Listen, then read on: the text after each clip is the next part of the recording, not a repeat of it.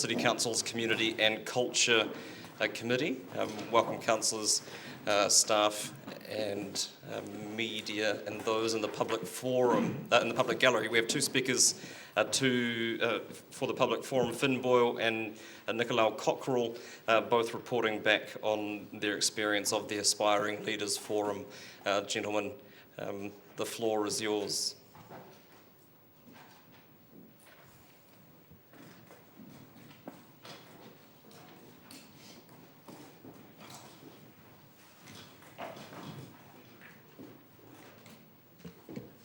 Check. Hi there, everyone. I'd just like to start off saying thank you for allowing us to... Sorry, you have to talk quite closely into it. Thank you for allowing us to come in and tell you guys a little bit about where we went and what you guys let us share. In July, Finn and I were very fortunate enough to be chosen to go on an Aspiring Leaders Forum in Wellington, which was about leadership and faith and values and how to become a better leader and just thrive in what you want to do. And so following an early morning start, we flew up to Wellington and jumped into 3-4 big days of just complete and utter involvement with about 100 different students and people around the country coming to share their story and what they want to do with New Zealand and how they want to progress as themselves, but also as someone making a difference in their community. Something that I learnt that was a really big thing and probably the most broadening thing coming out of the forum was how important each person's story and each person's why is for where they are going to go and what they want to achieve as a leader, but just as a person as well.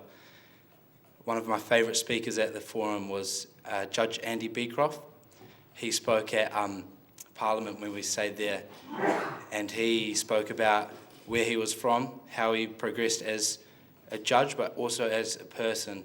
He said that the biggest change in his life was just being vulnerable at a stage, and he had two offers, one to carry on with the mainstream, the path that many people would go down, and one was to take a risk with his friend and branch out and become his own boss type of thing, start his own franchise, his own little law committee. And so he did that, and just those little things, pushing yourself a little bit wider, but also understanding why you're doing something became a really big part of what I took out of the forum. Nico. Kia ora, my name's Finn. Going up to the Aspiring Leaders Forum, I didn't really have a clue what I was getting into. I don't think anybody there really did, unless they'd been before. I thought it was going to be about leadership and about how to be a more effective leader, but walking away from it, I don't think that's what it was about.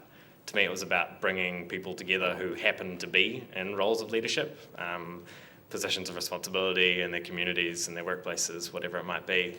And it was about bringing those people together to talk about being people. What does it mean to be a part of a community, to be an individual within that?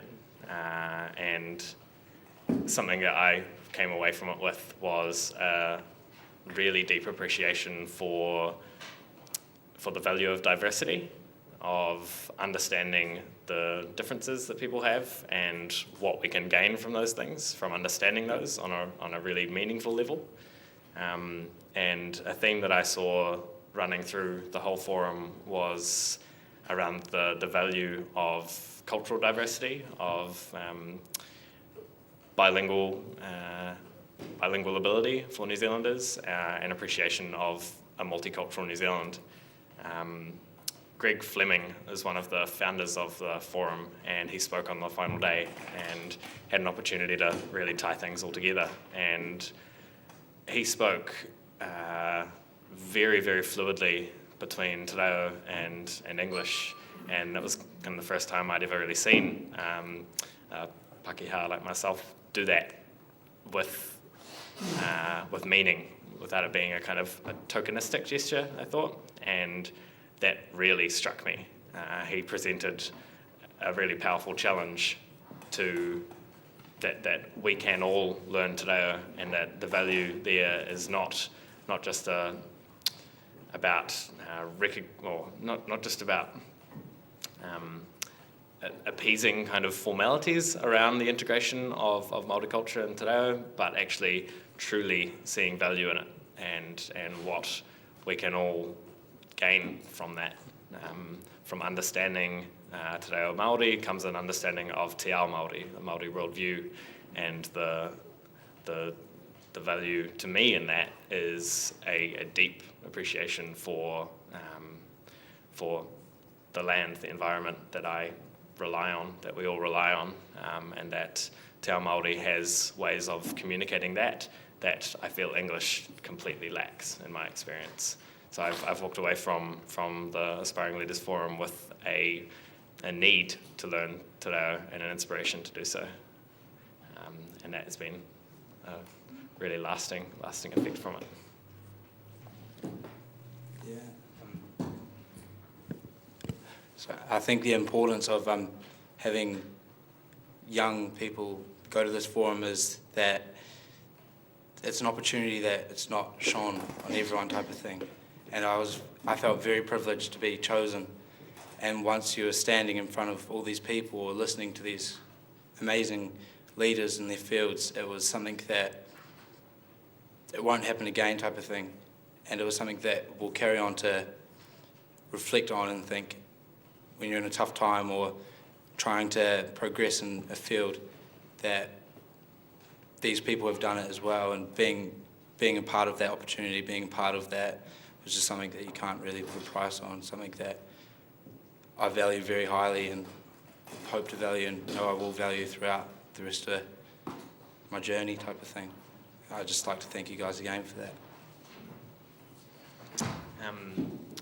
One other thing we were talking about is the possibility of delegates like us being chosen once again to go to Aspiring Leaders Forum next year, and we were thinking about who would really benefit from that, now having a kind of better idea of what it's about. And personally, I think that people who would really, really benefit from this kind of opportunity is someone who hasn't had similar opportunities before, someone who hasn't had the opportunity to be in a really formal setting. Going to Parliament is something incredibly special, and I think people who would benefit the most from an opportunity like that is someone who that opportunity is probably very unlikely to come about. Personally, this year especially, I've had a lot of really incredible opportunities come my way. And so, as special as this forum was, it was one of many that I've had the chance to take part in this year. And I think that other people who maybe hadn't had those kind of opportunities would probably be best suited to really gain the most from it in the future. And beyond that, just thank you all so much for this opportunity. It really was amazing to rub shoulders with politicians and sort of political elites and lawyers and high-ups from all around New Zealand, for having to wear a suit for a week. Thanks. It was an amazing opportunity, and once again, just thanks to the Community and Development Committee for picking us to go, and hopefully people in the future get the same opportunity. Kia ora koutou, and thanks for coming along and sharing your stories, and we'll certainly take that on board, your feedback around the recruitment process and how we approach that in coming years. Are you happy to take questions from the committee, if anybody has any? Yeah. Any questions? Councillor Gary? So thank you for your presentation, and it's a delight to me, because I was on the selection panel, to see you come back and report. I wondered about the variety of people that you met, the other leaders that you met, young people there. Could you just share that with us a little bit, please?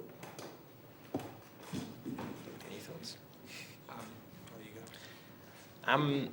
I was actually blown away by the diversity of people there. I got the impression that everybody else was going to be coming through similar channels as we had, chosen by or like delegated through the city council. That was not the case at all. There was quite a few other people from city councils, whether from sort of random selection like us, or not random, but application process. But I was really inspired by some of the people I met on youth councils around the country.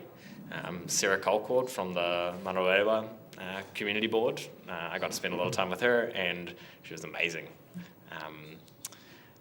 But there's so many people from all sorts of different things. Like trying to select them all is sort of very difficult. But, yeah.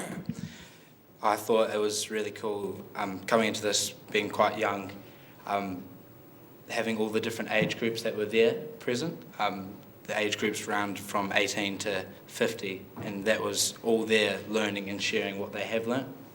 With people's experiences flowing from the top to the bottom and the bottom to the top was really cool, just, you know, being a part of that. Yeah. Thank you.